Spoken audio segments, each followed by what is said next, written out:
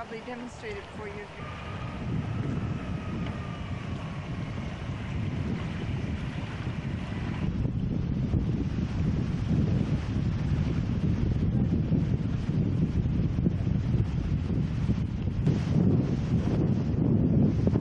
Hi kids, come on in.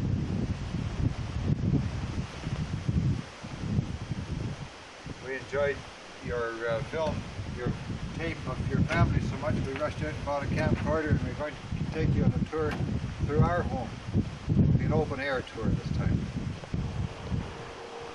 Right now we're standing in the kitchen. You can't see the kitchen because it ain't there yet. But kitchen area here, and we've got our dining room area. The rest of this space here is the living room, utility room off the back. And of course you realize how important this little room here is. A bathroom. A downstairs bedroom off this side. We're going to the main bedroom. The master bedroom will be over above the bathroom and the utility room. And it will extend back 3 feet beyond the back wall, so it'll give us about 300 square foot bedroom. Big enough to play tag in, I think. This is our downstairs bedroom here. Probably be a hobby room if we're not using it as a bedroom. Remember, your mom wanted patio doors and Wanapagao. She wanted patio doors at Portage, and she never got them. Here we decided to go for patio doors. A patio door off the bedroom, 2 patio doors off the front, patio door on the front deck out the front, and a patio door at the back from the bedroom onto a deck that opens out over the carport.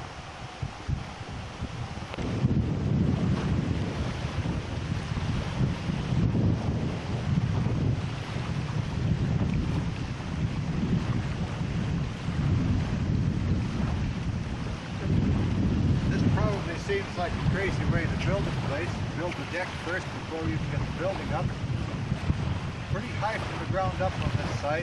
Knew we wanted the deck anyway, so we thought we might as well build it and be able to use it as a platform for work on. You see again, 2 large patio doors to the front. And as I said, there'll be a walkway out over the open area, the living room, dining room. And there'll be an upper deck here to see out over the water on and be up out of the mosquitoes and blackflies a little bit. This is what you'll see when you look out off the deck. We'll have steps down immediately out this way, steps down over here to a lower deck that'll come out almost to the water, and we find a hot tub just down past those cedars, sitting down on the lower deck.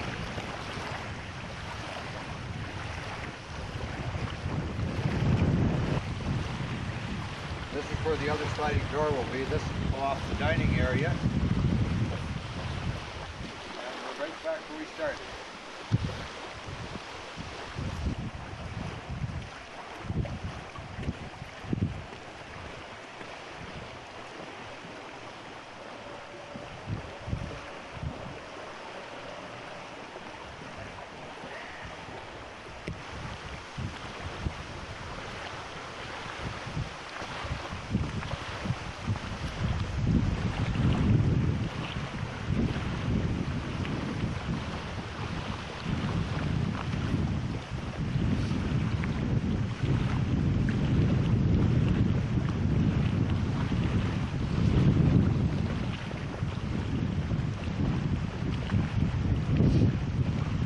Lining the log up and choosing the right log spot probably takes more time than I had ever imagined. I like to get the logs the deep way through. They're usually wider than they are deep, or deeper than they are wide. I like to get the deep way on. I like to get it lined up so that when I put the next section over there, they'll all appear to be in a straight line, and one right on top of the other. I use an indelible pencil. It leaves a better mark if the log is wet. Get 2 little sprayers to wet it. Line up with the lower mark. Get my level set straight.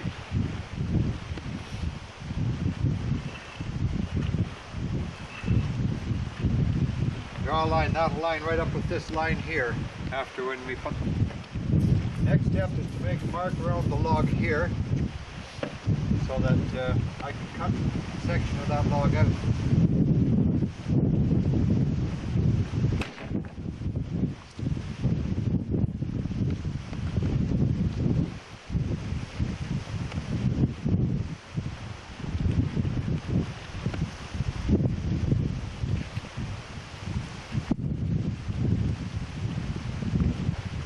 This cut here doesn't have to be too critical because it's only to bring the log down closer to the other one.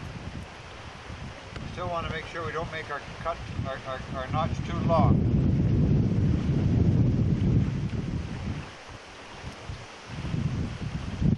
To make sure that this is straight above this. You don't really watch where your pencil mark is going, you watch the levels. Make sure they're level all the way. Get a good fit with a bit of practice. Roll the log upside down so we can work on that. I always throw a chain around it, keep it from rolling back again.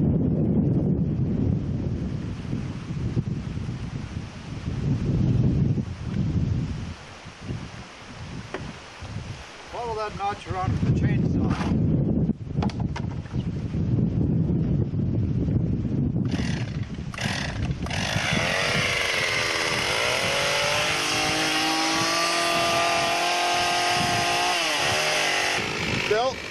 Bill. Yeah, just give me a second here to get that going again. Can you start off pretending you're doing it the other side and then step over? Because I hadn't started it properly. Oh, okay. Sorry.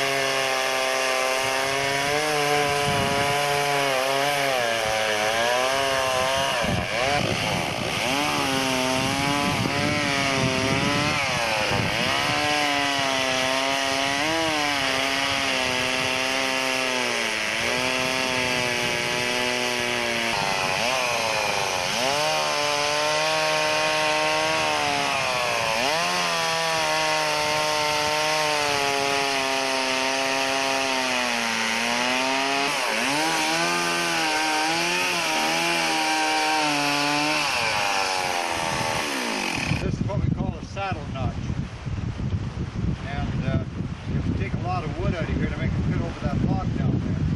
It makes it a little crazy when I find big knots like this where I got to chop it out. I soften it up by making a bunch of cuts and then use my axe to finish it out. I'll show you how that's done. Put it here with the axe.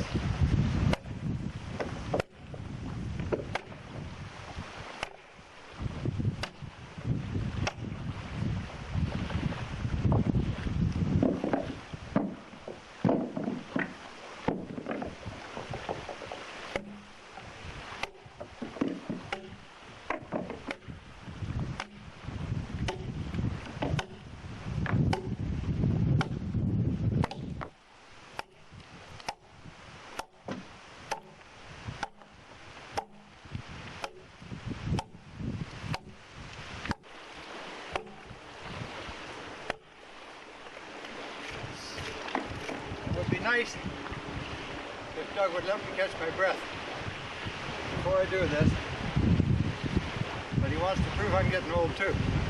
This is the easy part actually. This is the easy notch because nothing's very accurate about it. You maybe notice the axe glances quite a bit when I chop. There's a reason for that. The axe is built so this blade slopes this way and this one slopes this way. I made it like that so that when I chop this notch, it would fall around the notch. When I come over to this side, it would do the same. keep a fair amount of control, and yet you can chop a curve quite nicely with a shape like that.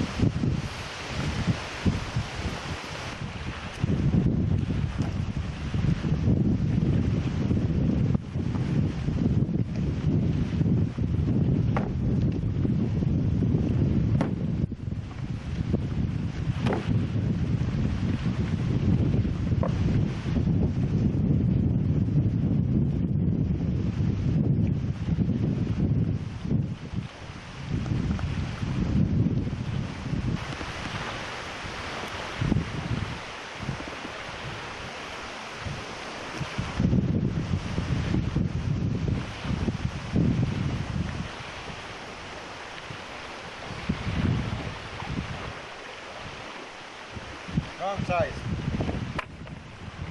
Find a thicker piece here.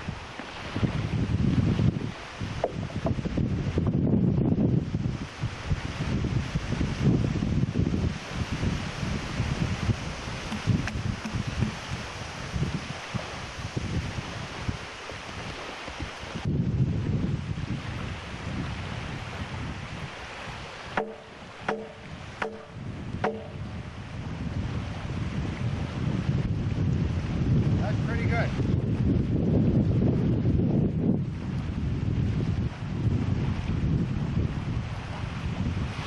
Hi, come on in while Bill's working. Come in and get warmed up. Come on up to the fire. My name is warm.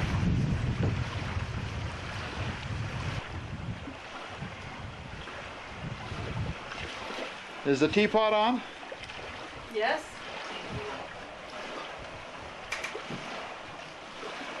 I'll tell Bill to come in and have some coffee.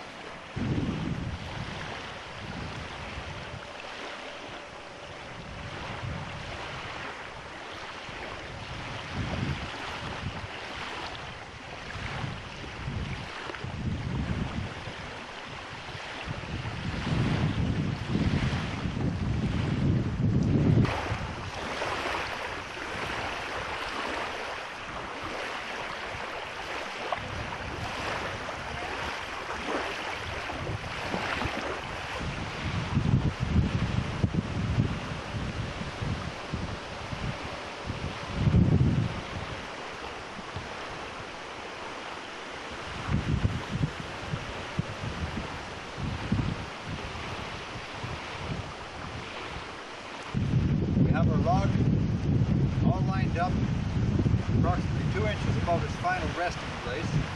I prop that end up to keep it level. Now I set my scribe so that it's slightly wider than the widest gap.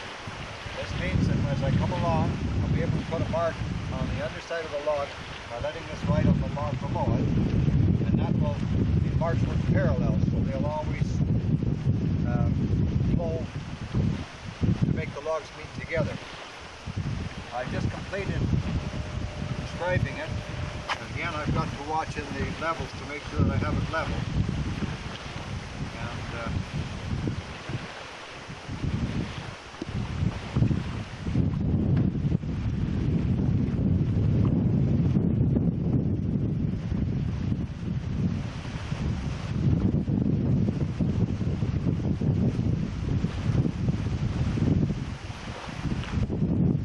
I've got my log marked, both sides. You can see the marks are perfect straight. This veers out over this knot.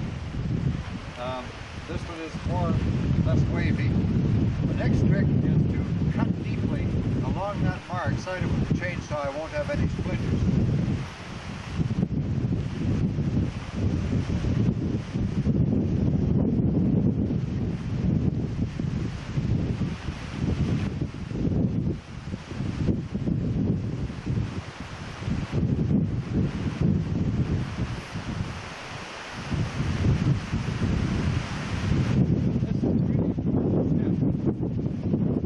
Cutting like this, if I don't do that, the edges will be all splintered and we won't have a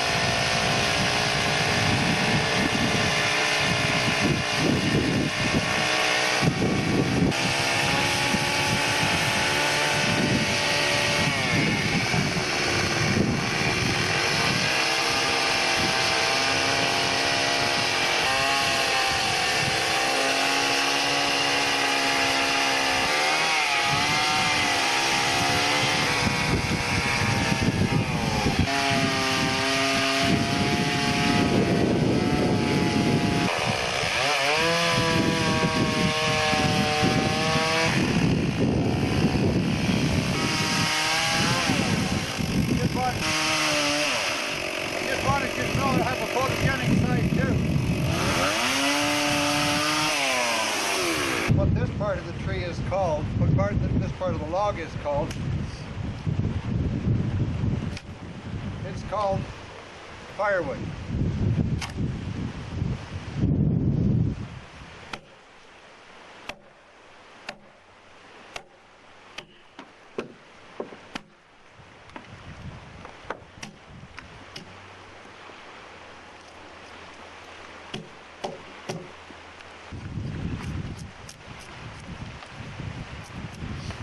Well, we've taken the bulk of the wood out so that there'll be an airspace in the center that we can fill with foam. That's non-urea formaldehyde foam. And now we've got a trim right back to the original bark. I stayed inside of it with a chainsaw just to take the bulk of the wood out. We do that with this tool here. It's called a slick. And like most of the other tools I'm using, the hand tools, they're homemade. It seems to do a pretty good job. You got to keep it very, very sharp, and you can trim the wood out right back to where that mark was. You get a good fit between the two logs.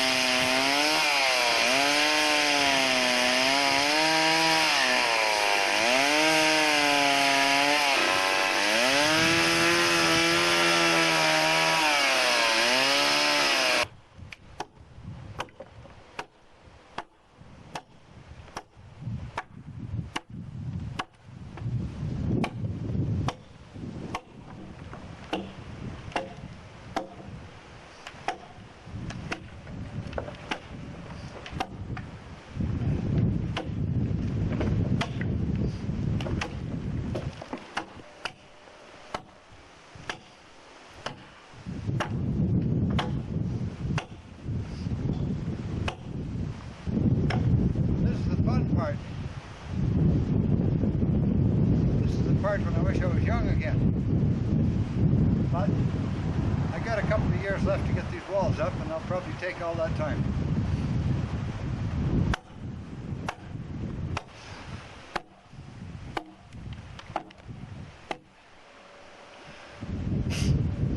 That's a northern hanky for you, Doug.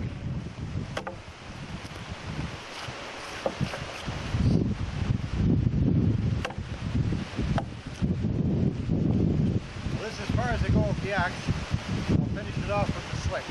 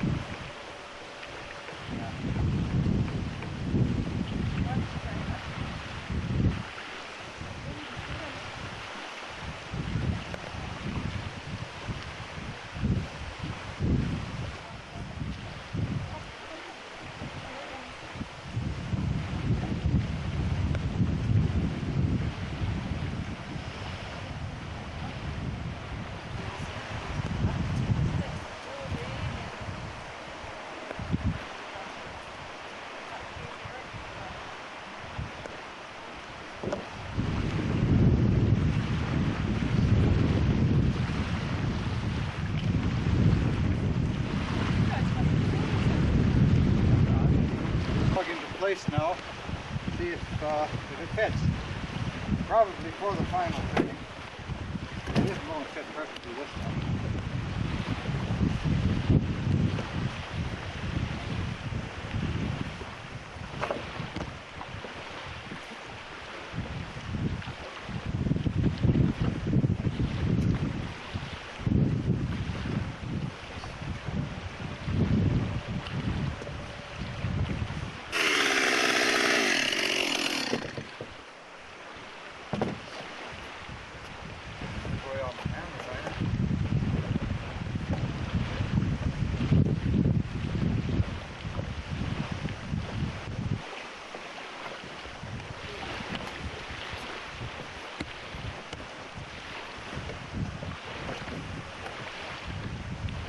Got to hammer it a little bit.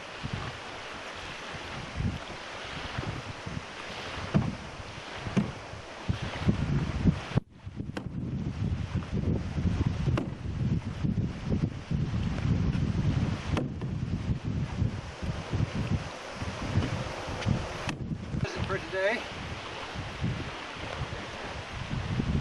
After you clean up your mess, you can read your book too. Okay.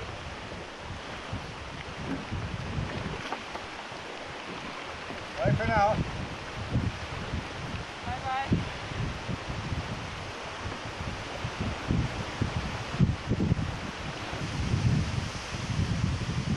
I just got to go into the computer room and get a study my plans.